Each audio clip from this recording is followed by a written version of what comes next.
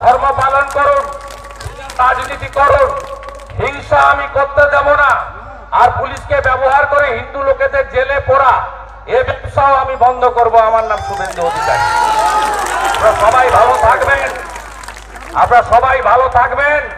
22শে জানুয়ারি কি আছে? 500 বছর পরে রামলালা মন্দিরে প্রবেশ করবেন।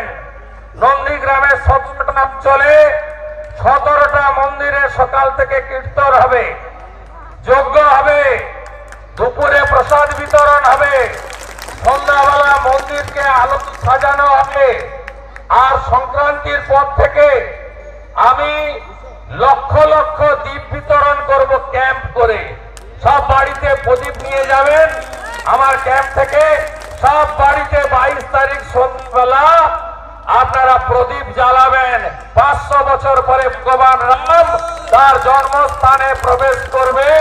এটা আমাদের কাছে সনাতনী হিন্দুদের কাছে সবচেয়ে বড় আমাদের উপহার এই 24 সালে। সবাই খুব ভালো থাকবেন। গৌরনিতাই প্রেমানন্দে, গৌরনিতাই প্রেমানন্দে। শ্রী কৃষ্ণ চৈতন্য প্রভু নিত্যানন্দ, শ্রী অদ্বৈত গদাধর শিবাসাদি গৌর ভক্ত বৃন্দ। হরে কৃষ্ণ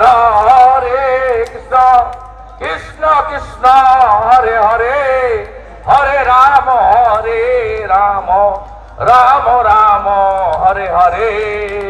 সত্য সনাতন ধর্ম কি, সত্য সনাতন ধর্ম কি, গো মাতা কি, গো মাতা কি, গঙ্গা মাতা কি, দেবী মা দুর্গা কি। জয় শ্রীরাম। জোরসে বলো, আর বলো, সবাই মিলে জোরে জোরে জয় শ্রীরাম, জয় শ্রীরাম। রাধে।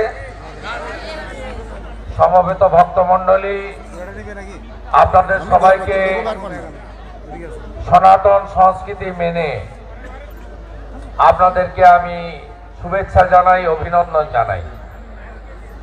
আমাদের গৌরাঙ্গ মহাপ্রভু মহোৎসব, দাউদপুর আঞ্চলিক মহাপ্রভু সেবা সমিতি, তারা 3 দিন ব্যাপী এই মহোৎসবের আয়োজন করেছে এবং এটা 2য় বর্ষ।